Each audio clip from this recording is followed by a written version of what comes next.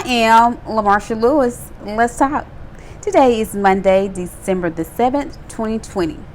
I am making this video to pay tribute and honor and also just being giving recognition and continuing to honor this day, remember this day, because 79 years ago, our country was attacked by the Japanese. It took place in Honolulu, Hawaii, where the Japanese on a Sunday morning of December the 7th, 1941, attacked many of our servicemen.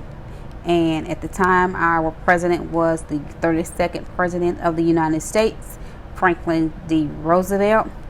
And at that time, President Roosevelt called it a day of infamy, and that's it. That's what it was. I watched earlier a TV show that came on. Now they're in syndication where they just do their reruns. It's on MTV. I live in the state of Mississippi, and it's MTV.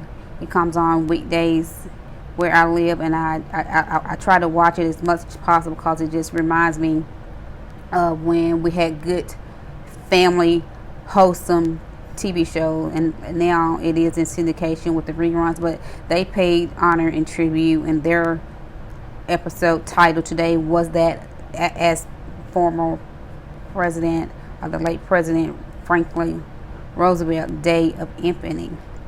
And their storyline was where one of the characters, one of the main characters, Mary Ellen Walton Willard, played by the actress Judy Norton Taylor. Her husband was in the service serving. He was in Hawaii. She was a nurse, and actually she and their son were planning to, had finally got the okay to go to Hawaii, and they were going to be a family there, where he was previously just there by himself. And then at that time they didn't have television, and they had a radio, and it came on that there had been, the attack had happened and a bombing took place at Pearl Harbor, and that was the storyline for that episode. It was a very moving, very touching storyline. I found myself tearing up pretty much the entire episode. I was like, wow, because it's really not very explainable, because I'm like, I know this isn't like now. I know it's just a television show. I know this took place. It's happened, because I wasn't even born 1941. Neither was my mom, or my parents weren't born back then. But I was just touched at how it was such a very moving episode. I must say the actress Judy Norton Taylor did a magnificent job in that storyline, playing, basically becoming a widow and with an infant child. But again, we lost a total of 2,403 service people, 2,008 Navy personnel, 109 Marines, 218 Army service members, 68 civilians.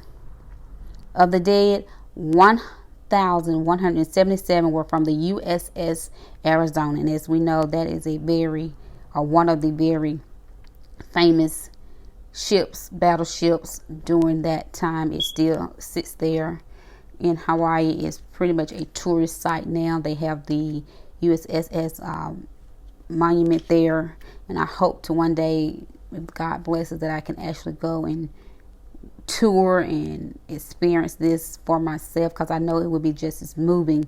I remember years ago, going back to another TV show, The Brady Bunch, and they had went to Hawaii. I believe this was the 4th year, because they did 5 seasons. I believe this every year they would always do like a trip somewhere, and they went to Hawaii. And the late Robert Reed, who played the dad, Mike Brady, he did a very good job reading a tribute that is there at the ship in Hawaii, Honolulu, Hawaii, about the USS Arizona. Again, a television show with much family values, morals, and wholesomeness. We don't get many wholesome TV shows like we did when I was growing up, and now most of them are just in syndication of reruns. But I am thankful for TV shows like the Brady Bunch and like the Walters, because again, just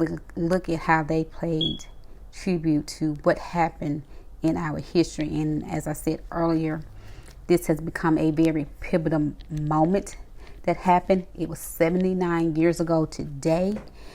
And it's so sad that that took place, in my opinion, on a Sunday, because that's the day we give honor to God. People go to church. It's a day of just trying to give sacrifices and do what is right. And again, 79 years ago, an attack by the Japanese.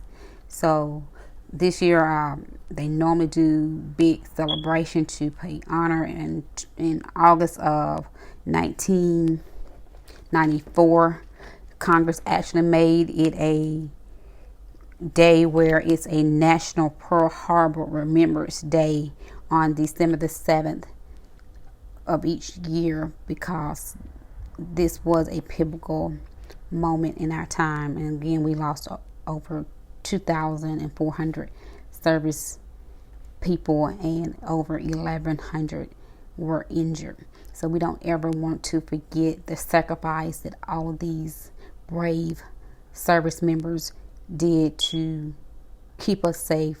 Their lives were put on the line.